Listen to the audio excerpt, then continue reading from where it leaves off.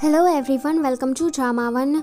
बूमेंग और वेनलाओ दोनों ही जा रहे थे। बूमेंग कहती है कि अब तो मैंने केस सॉल्व कर दिया है, तो मैं जल्दी ही महल छोड़कर जाने वाली हूँ। ये सुनकर वेनलाओ थोड़ा सैड हो जाता है। वो कहता है कि सबके लिए थैंक यू। वो उसके फॉरहेड पर किस करता है एंड वहाँ से गुड नाइट बोलकर चला जाता है। बूमेंग थोड़ी शौक होती है। वो सोने के लिए जाती है पर पूरी रात उसे नींद ही नहीं आती। वो बस उस किस के बारे में सोचे जा रही थी। अगले दिन यूनू जाकर वेनलाओ से कहता है कि वो लोग जा चुके हैं। ये सुनकर वेनलाओ भागता हुआ जाने लगता है। ये दोनों अभी जा रहे थे। जीशुआंग ही जाने वाला था। बूमेंग कुछ देर के लिए महल में रुकना चाहती थी। जीशुआंग कहता है कि मुझे ऐसा लगता है कि वेनलाओ तुम्हें काफ़ी ज़्यादा पसंद करने लगा है। शायद तुम हमारे कंट्री की अगली रानी भी बन सकती हो। बूमेंग कहती है कि मक्खन लगाना बंद करो।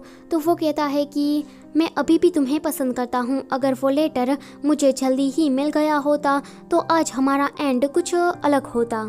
तभी ही वहाँ पर वेनलाओ आ जाता है। वो कहता है कि बूमेंग तुम रो क्यों रही हो। तो वो कहती है कि मैं जब भी उबासी लेती हूँ तब मुझे रोना आ जाता है। ये सुनकर वेनलाओ उसे चिढ़ाने लगता है। दोनों ही बहस करने लगते हैं। जीशुआंग भी ये देखता है। वो ये देख कर चला जाता है। जो पीपा बजा रही थी हमेशा की तरह वो बेसुराही था। तो बूमेंग उसे डांटती है कि बस करो, ये बजाना बंद करो, तुम्हें नहीं आता है। बच्चे सारे यहाँ से भाग गए हैं। पर चूहे की रुकने का नाम ही नहीं लेती। वो बस बजाए ही जा रही थी। यान ने तो अपने कान ही बंद कर दिए थे। वो कहती है कि ये सिलसिला कब तक जारी रहने वाला है। वो शाओ को बुला रही थी पर शाओ कुछ भी सुन नहीं रही थी। शाओ अपने कान में से रुई निकाल कर कहती है कि क्या तुमने कुछ कहा? ये पूरा दिन क्या ऐसे ही बजाने वाली है? मेड आकर कहती है कि ये पीपा कौन बजा रहा है।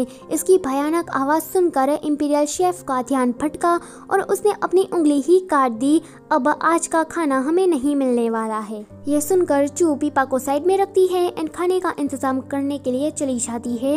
रात में थोड़ी शांति थी। ये चारों ही मजे से खेल रही थी पर यूनू छाकर कहता है कि बूमेंग तुम्हें राजा ने बुलाया है। रात में जब बूमेंग वहाँ जाती है तो वेनलाओ कहता है कि वो जो रूमर था उसे खत्म करने के लिए ही मैंने तुम्हें यहाँ बुलाया है। दोनों अलग सो रहे थे पर आधी रात होने के बाद पोर्शन कुछ बदल जाता है। अगले दिन बूमेंग उठती है एंड वेनलाओ के पास जाती है। वेनलाओ कहता है कि क्या तुम्हें मुझे कुछ कहना है? तो बूमेंग कहती है कि तुम कितने बेकार तरीके से सोते हो। ये सुनकर वेनलाओ बूमेंग को साइड में ले जाता है। फूल की पंखुड़ियाँ भी गिर रही थी एंड माहौल तो बिल्कुल रोमांटिक हो जाता है। ये नज़ारा दूर से ये लोग भी देख रहे थे। फूजी कहता है कि क्या नज़ारा है? तो मैन यूनुच कहता है कि अगर तुमने कुछ ऐसा देख लिया जो कि तुम्हें नहीं देखना चाहिए तो तुम्हारी आंखें सूज जाएगी। यहाँ पर वेनलाओ कहता है कि क्या तुम्हें मुझसे कुछ कहना है? तो बूमेंग कहती है कि हाँ, तुम ना सोने के टाइम पर बहुत ही ज़्यादा अगले दिखते हो। वेनलाओ कहता है कि क्या कहा? पहले अपने आप को देखो फिर मुझे कहना।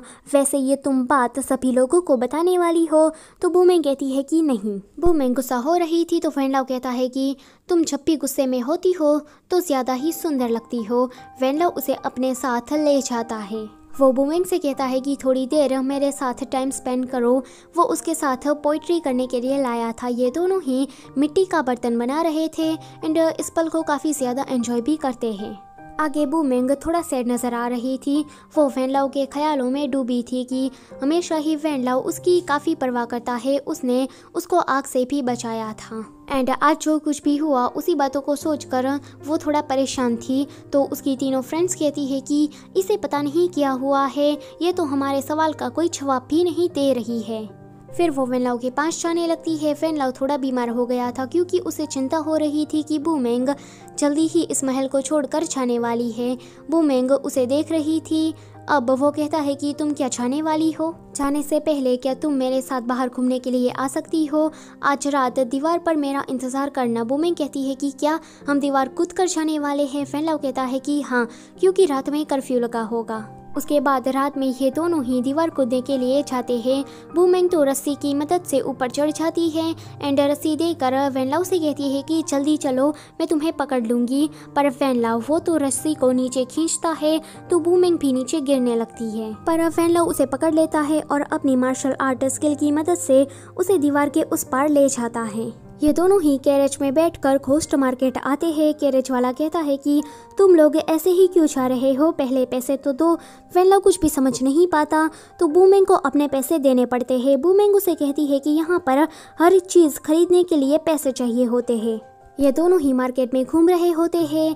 एक स्टोन वाले के स्टॉल पर जाकर वेनलाओ कुछ बेकार से स्टोन खरीदता है।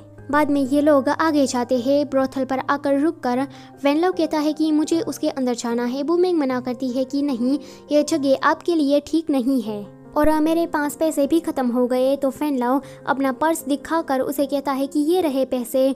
तो बूमेंग कहती है कि क्या आपने मुझे बुद्धू बनाया, पर वहाँ पर चीशुआंग आ जाता है। वो कहता है कि मैं यहाँ पर पूछताछ करने के लिए आया हूँ। तो वेनलाओ कहता है कि फिर अपना काम करो। तो वो कहता है कि नहीं, मेरी पूछताछ खत्म हो गई है। वैसे मैं इस एरिया से वाकिफ हूँ तो मैं आपको घुमाने के लिए ले जाता हूँ। बूमेंग तो खुश हो जाती है पर वेनलाओ नहीं। उसका मुंह बिगड़ जाता है एंड वो आगे जाने लगता है। बूमेंग कहती है कि क्या तुम मुझे कुछ पैसे उधार दे सकते हो। तो वो कहता है कि हाँ, पर वेनलाओ कहता है कि ज़रूरत नहीं है, तुम दूसरे आदमी के पास से पैसे नहीं लोगी। बाद में ये तीनों ब्रोथल में आ जाते हैं। वेनलाओ पहली बार ब्रोथल आया था तो उसे थोड़ा अजीब लग रहा था। बूमेंग कहती है कि मैंने तो आपसे पहले ही कहा था कि ये जगह आपके लिए ठीक नहीं होगी। चीशुआंग कहता है कि क्यों ना हम वापस चले जाए, पर वेनलाओ कहता है कि नहीं, अब यहाँ आ गए हैं तो कुछ खाना खाकर ही जाएंगे। वेनलाओ देखता है कि सभी मर्दों के पास कोई ना कोई लड़की है, उसके पास ही नहीं है। तो वो इसका कारण पूछता है। चीशुआंग तो हंसने लगता है। बूमेंग कहती है कि क्योंकि आप थोड़े अगली है और आपने ये बेकार से स्टोन अपने साथ रखे हैं। बूमेंग फिर चीशुआंग से पूछती है कि तुम तो ऐसी जगहों पर आते रहते हो ना। तो वो कहता है कि हाँ, मुझे इन्वेस्टिगेशन करने के लिए आना पड़ता है, पर मैं अभी तक वर्जिन ही हूँ। ये सुनकर दोनों के रिएक्शन तो देखने लायक थे। वहाँ पर वेनलाओ के पास एक लड़की आकर उसे चिपकने लगती है। बूमेंग तो हंस रही थी पर वेनलाओ वो गुस्सा हो रहा था। वो उसे डराकर भगा देता है। फिर बूमेंग बहुत ही ज़्यादा ड्रिंक कर लेती है एंड ये दोनों बस उसे देख रहे थे। चीशुआंग देखता है कि वेनलाओ बूमेंग की कुछ ज़्यादा ही केयर कर रहा है। अब जेलस होने की बारी चीशुआंग की थी। वो बूमेंग को लेकर उसके कमरे में छोड़ने के लिए जाता है, पर आधी रात में बूमेंग गलती से वेनलाओ के कमरे में आ जाती है। तो वो कहती है कि माफ़ करना, मैं तो बस वॉशरूम जा रही थी पर गलती से यहाँ आ गई। तो वेनलाओ उसे पकड़ लेता है। वो कहता है कि मत जाओ, अगर मैंने तुम्हें खुला छोड़ दिया तो तुम फिर से किसी गलत रूम में चली जाओगी। इससे अच्छा है कि तुम यहीं पर ही रुको। वो उसे किस करने के लिए आगे बढ़ रहा था पर वो रुक जाता है। वो कहता है कि मैं बहुत ही अनहैप्पी हूँ क्योंकि तुम महल छोड़कर जाने वाली हो। उसके बाद तो तुम किसी दूसरे आदमी के साथ शादी कर लोगी और मैं ये बिल्कुल भी देख नहीं सकूंगा। बूमेंग कहती है कि जहाँ तक मुझे याद है तुम तो मुझे बिल्कुल भी पसंद नहीं करते हो। वेनलाओ कहता है कि तुम्हें शायद कोई गलतफहमी हो गई है। अगले दिन बूमेंग जब उठती है तो उसका हाल कुछ ऐसा होता है। वो कल रात जो कुछ भी हुआ था वो भूल गई थी। वेनलाओ उसके पास आता है। वो कहता है कि मैंने ऐसा इसीलिए किया क्योंकि तुम अलग अलग कमरे में जा रही थी। मैंने तुम्हें बांध दिया ताकि तुम कहीं और भागकर ना जा सको। आगे ये दोनों ब्रेकफास्ट करने के लिए नीचे आते हैं। बूमेंग सभी चीज़ों में सुई लगा कर देख रही थी कि इसमें जहर तो नहीं है ना। जब उसे कंफर्म हो जाता है तो वो वेनलाओ को खाने को देती है। जैसे ही खाना ख़त्म होता है तो ये दोनों बेहोश हो जाते हैं एंड ऐसी जगह पर उठते हैं। बूमेंग कहती है कि हम यहाँ पर कैसे आए। वेनलाओ कहता है कि ये क्या तुम्हें बताने की ज़रूरत है। बूमेंग तो चिल्लाने लगती है कि कोई तो हमें बचा लो, पर वहाँ एक गोलू मोलू सा टकला आता है। वो अपने आदमियों को ऑर्डर देता है कि इस लड़के को उठा लो, यानी कि वेनलाओ को। वो वेनलाओ को बेचने की बातें कर रहे थे। बूमेंग कहती है कि तुम्हें क्या शर्म नहीं आती, अगर राजा को एक दिन पता लग गया कि तुम लोगों की स्मगलिंग करते हो, उसे बेचते हो तो क्या होगा। वो गुंडा कहता है कि अगर राजा को पता लगेगा तो ना। फिर से वो अपने आदमियों को ऑर्डर देता है कि इस लड़की को भी ले जाओ। जब बूमेंग को ले जाया जाता है तो आधे रास्ते में ही वेनलाओ आकर बूमेंग को बचा लेता है। फिर ये लोग जंगल के रास्ते से जा रहे थे। जाते जाते रात भी हो जाती है। इन्हें एक गुफा में स्टे करना पड़ता है। बूमेंग तो खा पी कर मजे से सो जाती है। वेनलाओ किसी का इंतजार कर रहा था। वहाँ पर चीशुआंग आता है। वो कहता है कि महाराज, मैंने घोस्ट मार्केट का मामला सॉल्व कर दिया है। यह सुनकर वेनलाओ कहता है कि हाँ, वो तो मैंने क्लू छोड़ा था ना पीछे, इसलिए तुम ये कर पाए। हमेशा की तरह बावजू यहाँ पर भी लेट आता है। फिर ये लोग कहीं जा रहे होते हैं।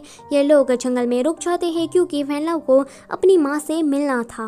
वैनलाव की माँ जंगल में ही रहती है।